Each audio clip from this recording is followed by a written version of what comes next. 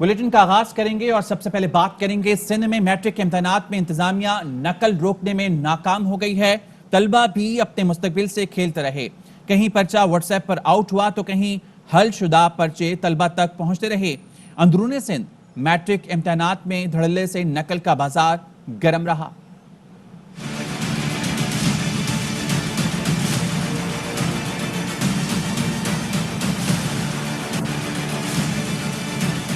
ना नकल का सिलसिला रुका, ना ही पेपर महफूज रहा। सिंध में इंतजामिया की बद इंतजामी ने मैट्रिक इम्तहानात मजाक बना दिए।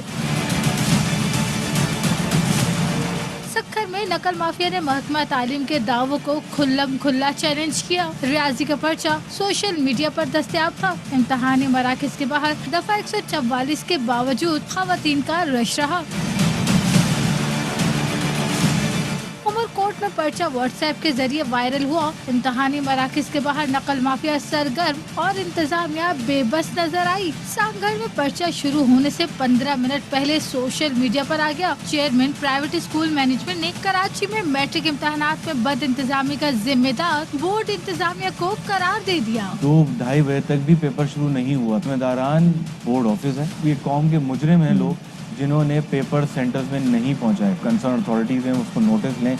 लेकिन अलमिया ये है कि एजुकेशन मिनिस्टर जो हैं उनके अंडर में ये बोर्ड नहीं आते। जिनके अंडर में आते हैं वो खामोश हैं। चेयरमैन निजी स्कूल मैनेजमेंट का कहना है कि पासिंग मार्क्स तो मिल जाने हैं, फिर नकल की क्या जरूरत है। सक्खर में 9वीं और 10वीं के सालाना इम्तिहानात में नकल उरूज पर पहुंच गई। स्कूल और बोर्ड की इंतजामिया इम्तिहानी मराकज में नकल रोकने में नाकाम दिखाई देती है। इस हवाले से जानेंगे हमारे नुमाइंदे जहां से बसे से। जी जहां से। जी बिल्कुल, सक्खर बोर्ड के ज़ेरे तमाम 9वीं और 10वीं जमात के सालाना इम्तिहानात का सिलसिला जारी है। लेकिन आज भी जो नकल इंतहाई सरगर्म है। मुख्तलिफ इम्तिहानी मराकज़ में जो तलबा हैं बोटियों के जरिए मोबाइल फ़ोन्स के जरिए चैटिंग करते हुए नजर आ रहे हैं, लेकिन उनको कोई रोकने टोकने वाला नहीं। जबकि इस हवाले से बोर्ड इंतजामिया की जानिब से 24 छापामार टीमें बनाई गई हैं जिनका काम है कि अगर कोई नकल करता है तो उसके खिलाफ कार्रवाई करे। लेकिन अभी भी सक्खर के मुख्तलिफ इम्तिहानी मराकज़ में जो तलबा हैं खुले आम दीदा दिलेरी के साथ नकल कर रहे हैं, जिन्हें कोई रोकने टोकने वाला नहीं। जी, बलूचिस्तान में दहशतगर्दी के खात्मे के लिए काउंटर टेररिज्म डिपार्टमेंट मुतहरिक। कोयटा के इलाके हजारगंजी में रात गैप फायरिंग के तबादले में 5 दहशतगर्द हलाक। कंपाउंड से असलहा और बारूदी मवाद बरामद कर लिया गया। सिटी तर्जुमान के मुताबिक हजारगंजी में कार्रवाई के दौरान फायरिंग का तबादला हुआ जिसमें 5 दहशतगर्द हलाक हो गए। तर्जुमान ने बताया कि दहशतगर्दों के कब्जे से असलहा और गोला बारूद भी बरामद हुआ। दहशतगर्द हसास तंसीबात को निशाना बनाने जा रहे थे। दहशतगर्दों की लाशों को शनाख्त और जरूरी कार्रवाई के लिए अस्पताल मुंतकिल कर दिया गया। वफाकी वज़ीर इत्तलात और नशरियात फवाद चौधरी कहते हैं बलूचिस्तान में भारत का दहशतगर्दी नेटवर्क काफ़ी हद तक तोड़ दिया है। अब कौम परस्तों के साथ बातचीत का एजेंडा है। बलूचिस्तान में वफाकी हुकूमत 731 अरब रुपए के 131 मंसूबे मुकम्मल करेगी। सूबाई हुकूमत का सिर्फ इस साल का तरक्याती प्रोग्राम 180 अरब का है। बलूचिस्तान इमरान खान के दिल के करीब है। वफाकी वजीर असद उमर कहते हैं वज़ीर आज़म ने गवादर नॉर्थ फ्री जोन का इफ्तिताह किया। ये पहले फेज से 35 गुना बड़ा है। इंडस्ट्रियल जोन है। गवादर में सरमायाकारों की दिलचस्पी में इजाफा हो रहा है। तकरीबन $1 अरब की सरमायाकारी मुतवक्के है। इस वक्त बलूचिस्तान में जो जारी तरक्याती काम हैं वो इससे पहले कभी नहीं हुए। गवादर के दौरे के अंदर बहुत फ्री जोन का इनॉग्रेशन की है। गवादर का पहला फेज था, उससे 35 गुना ज्यादा बड़ा ये इंडस्ट्रियल जोन है। इससे जाहिर होता है कि इन्वेस्टर्स का कितना इंटरेस्ट जनरेट हो रहा है। इनसे इन्वेस्टर्स ने भी ज्वाइन किया और उन्होंने बताया कि किस किस्म के इन्वेस्टमेंट प्लान्स यहाँ पर देख रहे हैं और $1 अरब से ज्यादा की इन्वेस्टमेंट्स हैं। उन्होंने अपने प्लान्स के बारे में बताया वजीर आजम को। नवंबर के अंदर बलूचिस्तान के इन अजला के लिए एक बहुत बड़े तारीखी पैकेज का ऐलान किया था। उसका भी वजीर आजम ने रिव्यू किया। 600 अरब रुपए से ज्यादा का पैकेज था। उससे 53 मंसूबे जो हैं वो इस साल के PSDP के अंदर शामिल कर लिए गए हैं। एक्टिविटी के लिए वाईफाई की सहूलत देनी थी, वो भी केज डिस्ट्रिक्ट के अंदर शुरू हो गया है। 1200 अरब रुपए से ज्यादा के मंसूबे हैं और पाकिस्तान की तारीख में जितना तरक्याती काम इस वक्त बलूचिस्तान के लिए वजीर आजम इमरान खान की हिदायत के मुताबिक किया जा रहा है, आज तक पहले नहीं हुआ। चीफ मिनिस्टर जाम कमाल का इसमें बड़ा एक कलीदी रोल है और ये सारा काम जो है वो ज़ाहिर है बलूचिस्तान हुकूमत के साथ शराकत के साथ हो रहा है। इस्लामाबाद हाईकोर्ट नैब को सिंध रोशन प्रोग्राम केस में शर्जील मेमन की गिरफ्तारी से रोक दिया। शर्जील इनाम मेमन की अबूरी जमानत अगस्त के पहले हफ्ते तक मंजूर कर ली गई। इस्लामाबाद हाईकोर्ट की जानिब से शर्जील मेमन को जमानती मचलके जमा कराने का हुक्म दिया गया। शर्जील मेमन अपने वकील लतीफ खोसा के साथ अदालत में पेश हुए। शर्जील मेमन पर मंसूबे में रिश्वत और गैर कानूनी रकूम लेने का इल्जाम है। मरियम नवाज कैप्टन रिटायर्ड सफदर नैब के अपीलों पर समाप्त आज फिर हो। इस्लामाबाद हाईकोर्ट अदालत में स्टेट काउंसिल और नैब की प्रोसिक्यूशन टीम पेश होगी। मरियम नवाज और कैप्टन रिटायर्ड सफदर अपनी सजाओं के खिलाफ दायर करदा अपील में जाती हैसियत में पेश होंगे। एतलाफात अदालत ने एवन फील्ड रेफरेंस में मरियम नवाज को 7 साल और कैप्टन रिटायर्ड सफदर को 1 साल सजा सुनाई थी। नैब की दायर करदा अपील भी आज समाअत के लिए मुकर्रर है। नैब ने नवाज शरीफ की अल अजीजिया केस में 7 साल की सजा बढ़ाकर 14 साल करने और फ्लैगशिप रेफरेंस में बरियत के खिलाफ अपील कर रखी है। नून लीगी रहनुमा शाहिद खाकान अब्बासी की नैब पर तनकीद। बोले आप नैब को चला लें या हुकूमत चला लें, जितना नुकसान नैब ने मुल्क को पहुंचाया किसी और इदारे ने नहीं पहुंचाया। आज 20,000 अरब से ज्यादा के स्कैंडल हैं, नैब खामोश बैठा है। मुझ पर केस है कि LNG टर्मिनल नहीं लगना चाहिए। यहाँ तो 6 दिन LNG बंद रही तो मुल्क बैठ गया। पेट्रोलियम सेनेट में कह चुके कि मुल्क चलाएं या नैब चलाएं, जब तक नैब होगा तो हमारा महकमा नहीं चल सकता। पेट्रोलियम के जो स्पेशल असिस्टेंट है कह चुके हैं नैब के होते हुए मुल्क में तरक्की नहीं। नुकसान नैब ने इस मुल्क को पहुंचाया है, किसी दूसरे इदारे ने नहीं पहुंचाया। 20 से ज्यादा बड़े स्कैंडल है मुल्क के अंदर, नैब खामोश बैठा है। आज नैब इस्तेमाल हो रहा है इस हुकूमत की करप्शन को छुपाने के लिए, मुजरिमों को बचाने के लिए। पाकिस्तान की करप्ट तरीन हुकूमत इक़्तिदार में केस ये है कि LNG टर्मिनल नहीं लगना चाहिए था, तो नुकसान हुआ है। यहाँ पर काबीना मीटिंग कर रही है कि 6 दिन LNG टर्मिनल बंद रहा है, पूरा पाकिस्तान बैठ गया। तो ये झूठे केस खत्म करें। हम कश्मीर के अवाम को भी अपनी राय के इजहार का मौका नहीं देना चाहते, इस इलेक्शन को भी चोरी करना चाहते हैं। क्या कश्मीर का मौक़िफ़ मजबूत होगा इस इलेक्शन की चोरी से? शहबाज शरीफ साहब से भी माजरत कर चुका हूँ, राना तनवीर साहब से भी कर चुका हूँ कि मेरे बात जो सियाक़ व सबाक़ से कॉन्टेक्स्ट से हटाकर उसके असल बातें काट कर जो बताई गई हैं, ये सहाफ़त मुझे काबिल कबूल नहीं है। मुआवने खुसूसी बराए इत्तलात पंजाब फिरदौस आशिक अवान कहती हैं वज़ीर-ए-आज़म की क़यादत में अवामी इनकलाबी इक़दामात से अपोजिशन की नींदें हराम हो चुकी हैं। PDM वो बदकिस्मत अपोजिशन है जो तरक्की की राह में रुकावट बन रही है। वज़ीर-ए-आज़म की क़यादत में बढ़ता पाकिस्तान अपोजिशन की करप्ट बुनियादें हिला चुका है। अपोजिशन की बुखलाहट पागलपन की शक्ल इख्तियार कर रही है। तरक्की का रोड मैप अपोजिशन के लिए उल्टी गिनती साबित होगा। अवामी मसाइल के हल में रुकावट डालने वालों को अवाम माफ नहीं करेंगे। वज़ीर आला सिंध का जहाज चिंगजी है या वैगन के बिलावल इसमें लिफ्ट लेकर गए। Opposition leader Sindh assembly Haleem Adil कहते हैं शाजिया मरी ने लिफ्ट वाली बात कहकर अपने लीडर की तौहीन की। बिलावल अमरीका लिफ्ट लेने गए हैं, उनको लिफ्ट उनके अपने वुज़रा के अलावा कोई नहीं देगा। तैयारा कोई चिंची या रक्षा या कोई किराए की वैगन तो नहीं है कि जिसको वज़ीर आला साहब चले जाए अमेरिका। बिल्कुल केस करेंगे। शाजिया बीबी ने गलत बात की है, मजाक उड़वाया अपने चेयरमैन का कि वो लिफ्ट के ऊपर गुजारा करता है। चेयरमैन को लिफ्ट उनके वजीर तो दे सकते हैं, उसके अलावा उन्हें लिफ्ट कहीं से नहीं मिल सकती। अभी अमेरिका भी जा रहे हैं लिफ्ट की तलाश में, वहाँ भी कोई लिफ्ट नहीं मिलने लगी बिलावल जरदारी साहब को। सिंध असम्बली से मायूस होकर कि यहाँ तो एक डिक्टेटरशिप है वज़ीर आला साहब के खिलाफ, हर इशू के ऊपर, सिंध के हर इशू के ऊपर हमने केस दाखिल करना है। गैर मुल्की अफवाज का इनखला। अफगानिस्तान में तालिबान की पेशकदमी जारी। गुज़िश्ता 24 घंटे के दौरान तालिबान ने मजीद 11 अजला पर कब्जा कर लिया है। दूसरी जानिब अफगान फोर्सेस ने दावा किया है कि ऑपरेशन के दौरान 261 तालिबान मारे गए।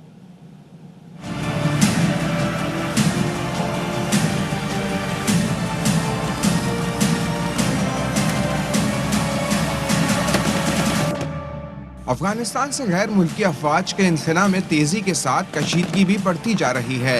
अफगान तालिबान ने मजीद 11 अजला पर कब्जा कर लिया। सूबे बदख्शां में तालिबान तेजी से पेशकदमी करते हुए सरहद की तरफ बढ़ रहे हैं। 1000 से जायद अफगान फौजी लड़ाई छोड़कर ताजिकिस्तान में दाखिल हो गए। ताजिक सदर ने अपनी सरहद पर 20,000 फौजी तैनात कर दिए। अफगान आर्मी चीफ का कहना है मुख्तलिफ इलाकों का कंट्रोल वापस लेने की कोशिश कर रहे हैं। अफगान फोर्सेस के ऑपरेशन में गुज़िश्ता 24 घंटे में 261 तालिबान मारे जा चुके हैं। तालिबान का दावा है कि वो अब तक 421 अजला में से 25% का कंट्रोल हासिल कर चुके हैं। मैदानी जंग में मजबूत पोजीशन पर होने के बावजूद मुज़ाकरात के लिए संजीदा है। आइंदा माह मुज़ाकरात में तहरीरी अमन मंसूबा अफगान हुकूमत को पेश करेंगे। अफगान तालिबान के तर्जुमान ज़बीउल्लाह मुजाहिद की बरतानवी मीडिया से गुफ्तगू। अमेरिकी फोर्सेस दबे पांव रात के अंधेरे में बगराम एयरबेस से निकली। किसी को कानो कान खबर नहीं होने दी। अमेरिकी फोर्सेस ने बेस खाली करने से पहले नए अफगान कमांडर तक को नहीं बताया। बगराम एयरबेस के नए अफगान कमांडर का इंकशाफ इंटरव्यू में बताया कि अमेरिकी फोर्सेस के बेस से जाने का इल्म 2 घंटे बाद हुआ। 20 साल बाद अमेरिकी फोर्सेस ने बगराम एयरबेस रात में खाली की। जाते जाते बिजली भी बंद कर दी। अमेरिकी फौज जाने से पहले इत्तला कर देती तो लूट मार रोक सकते थे।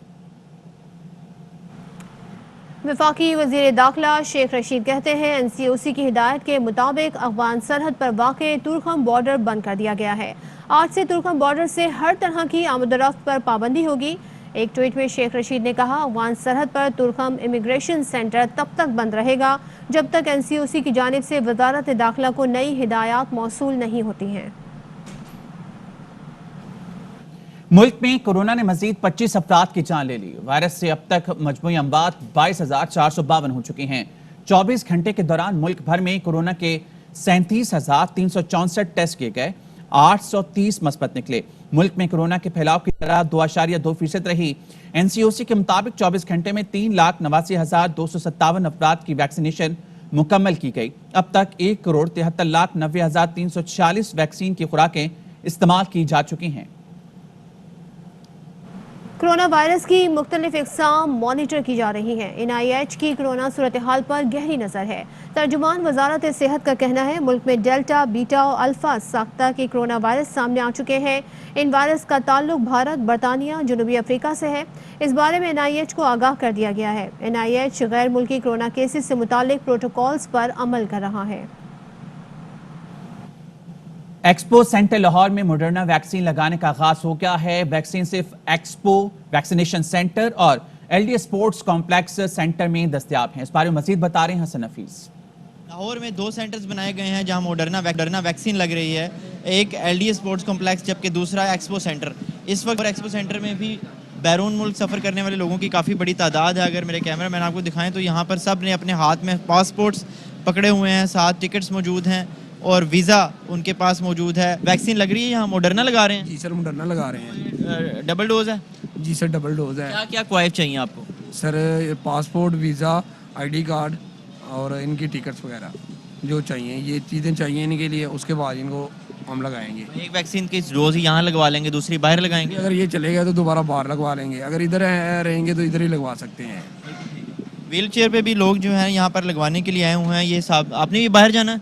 जी। कहाँ जाना है आपने? सऊदीया में। जो फाइज़र है उसकी भी कुछ सेंटर्स में जैसे म्यो अस्पताल में लगाई जा रही है। अब ये मॉडर्ना आ गई है, ये भी वाफर मिकदार में मौजूद है। जबकि महकमा सेहत पंजाब का कहना है कि तमाम ज़रूरी कवायफ लेकर आएँ, उनको ये वैक्सीन आसानी से लगाई जाएगी। जी। वज़ीर-ए-आज़म इमरान खान की कोरोना से निपटने की हिकमत अमली पर दुनिया मोतरफ़। वबा में मामूलात ज़िंदगी बहाल करने में पाकिस्तान सरगर्म रहा। पाकिस्तान ने तरक्की याफ्ता ममालिक को पीछे छोड़ दिया।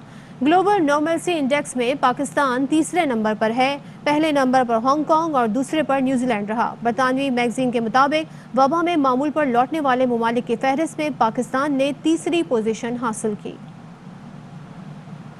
बराह रास्त आपको लाहौर लिए चलेंगे। सूबाई वज़ीर तालीम मुराद रास इस वक्त मीडिया से गुफ्तगू करें।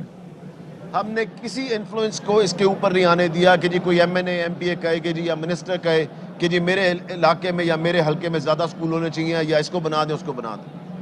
जो स्कूल भी, मैंने सबको क्लैरिटी से आज इस प्रोग्राम में भी कह दिया है, जो स्कूल भी नहीं चल सकेगा वहाँ का जो रिस्पॉन्सिबल टीचर है, वहाँ का जो हेड टीचर है, वहाँ का जो CEO है, वहाँ का जो डिप्टी DO है, वहाँ का जो AEO है, वो सब रिस्पॉन्सिबल होंगे इसके। सो बहुत ज़्यादा स्क्रूटनी के बाद इन स्कूल्स को सिलेक्ट किया जा रहा है। पहली दफ़ा हम एक और चीज़ करने जा रहे हैं, मैं आपको बताऊं, teacher training single national curriculum के ऊपर माइक्रोसॉफ्ट के साथ हमने 5 लाख लाइसेंसेस लिए। पैसे कितने हमें चार्ज हुए? जीरो पैसे हमें चार्ज हुए और 5 लाख लाइसेंसेस हैं। सिंगल नेशनल करिकुलम की ट्रेनिंग जो हमारे टीचर्स की है वो ऑनलाइन होगी। कभी आज तक ये हुआ नहीं। पहले क्या होता था, लाहौर बुला लें जी, चाय पानी खाना चल रहा है, गपशप चल रही है, ट्रेनिंग कम और बाकी चीजें ज्यादा हो रही। अब उनको मॉनिटर किया जाएगा, इलेक्ट्रॉनिकली हर चीज पता लगेगी, किस टीचर ने कितनी देर के लिए लेक्चर लिया, नहीं सुना, कितनी दफा सुना, क्या सब कुछ हुआ। हर चीज जो है वो हम इसलिए डिजिटलाइजेशन की तरफ जा रहे हैं ताकि ट्रांसपेरेंसी आए चीजों, ताकि पता लगे कि वाकई में क्या रिजल्ट्स आ रहे हैं, क्या नहीं आ रहे हैं, आपके पास कोई डाटा है। इन सारी चीजों से आपको पता लगेगा कि किस तरह स्कूल एजुकेशन डिपार्टमेंट को हम बिल्कुल चेंज करते जा रहे हैं। और इंशाअल्लाह ताला आप देखना 5 साल हमारे ख़त्म होने पे टर्म पे ये पूरा डिपार्टमेंट जो पाकिस्तान का सेकंड लार्जेस्ट डिपार्टमेंट है पाकिस्तान आर्मी के बाद, पंजाब का नहीं, मैं दोबारा कह रहा हूँ, पाकिस्तान का सेकंड लार्जेस्ट डिपार्टमेंट है, ये इस टेलीफोन के ऊपर होगा।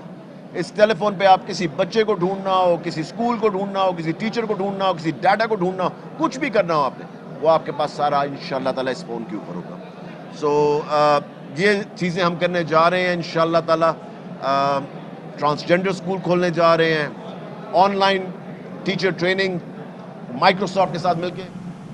मज़ीद खबरें भी शामिल करेंगे लेकिन इस ब्रेक के बाद।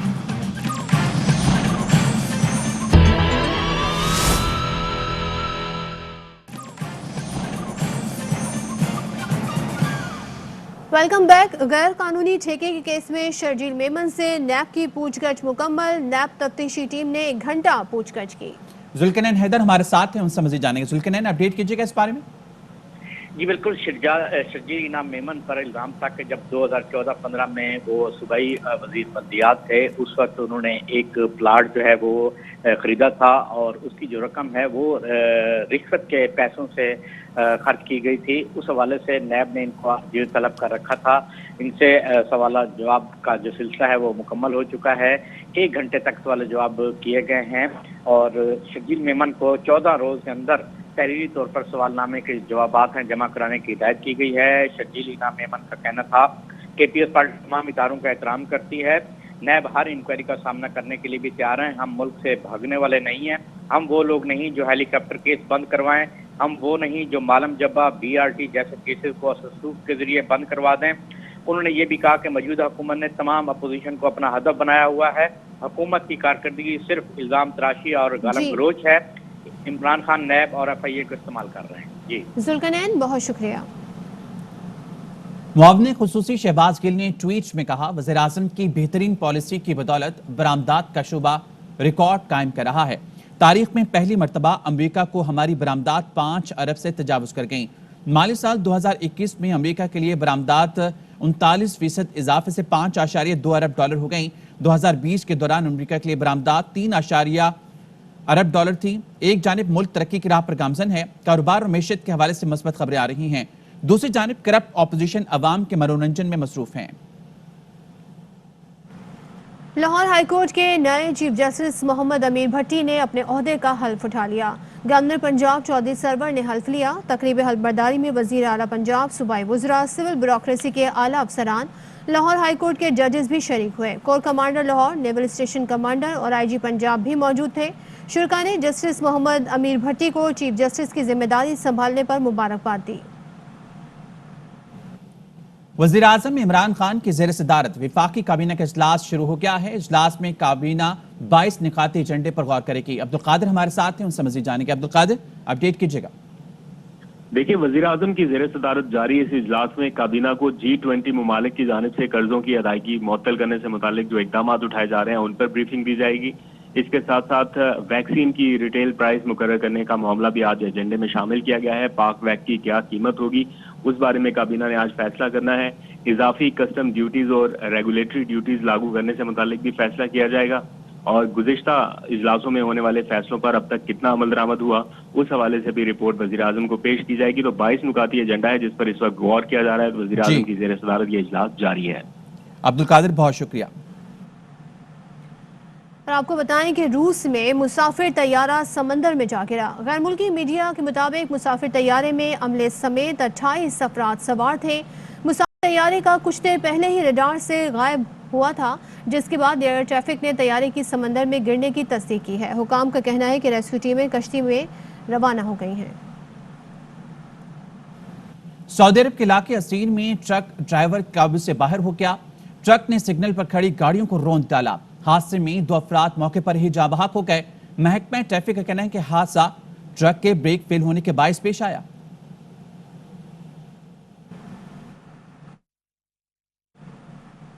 नाइजीरिया के स्कूल से मुसल्लह हमलावरों ने 140 तलबा को अगवा कर लिया। रेस्क्यू ऑपरेशन में अब तक खातून टीचर समेत 26 अफराद को बचाया जा चुका है। पुलिस के मुताबिक मुसल्लह हमलावरों ने स्कूल के सिक्योरिटी गार्ड्स पर हमला किया, वहां से बच्चों के हॉस्टल तक गए और उन्हें अगवा करके जंगल ले गए। वालिदैन परेशान हैं और बच्चों की जल्द बाजियाबी का मुतालबा किया जा रहा है। वक्त एक ब्रेक का, हमारे साथ रहिए। अहम तरीन खबरें अब एक क्लिक की दूरी पर। आपके पसंदीदा टॉक शोज हों या अहम मुल्की या गैर मुल्की शख्सियात की न्यूज कॉन्फ्रेंसेस, हर लम्हा बाखबर रहने के लिए सब्सक्राइब करें हमारा YouTube चैनल। मौसम की सूरत हाल हो या खेल के मैदान से खबरें, अपने मोबाइल फोन से मुल्की और बैनुल-अक़वामी अहम खबरों तक रसाई के लिए डाउनलोड कीजिए मोबाइल ऐप। बावसूख ज़राए से मुसद्दिका खबरों, तज्ज़ियों और तबसरों से मुस्तफ़ीद होने के लिए विजिट कीजिए पाकिस्तान की सबसे बड़ी न्यूज वेबसाइट www.arYnews.tv। इन सब के अलावा पाकिस्तान का सबसे बड़ा फेसबुक पेज हो, सबसे बड़ा न्यूज इंस्टाग्राम अकाउंट या फिर ट्विटर, ARY न्यूज पहुंचा रहा है खबरें सबसे पहले आप तक, ताकि आप रहें हर लम्हा बाखबर।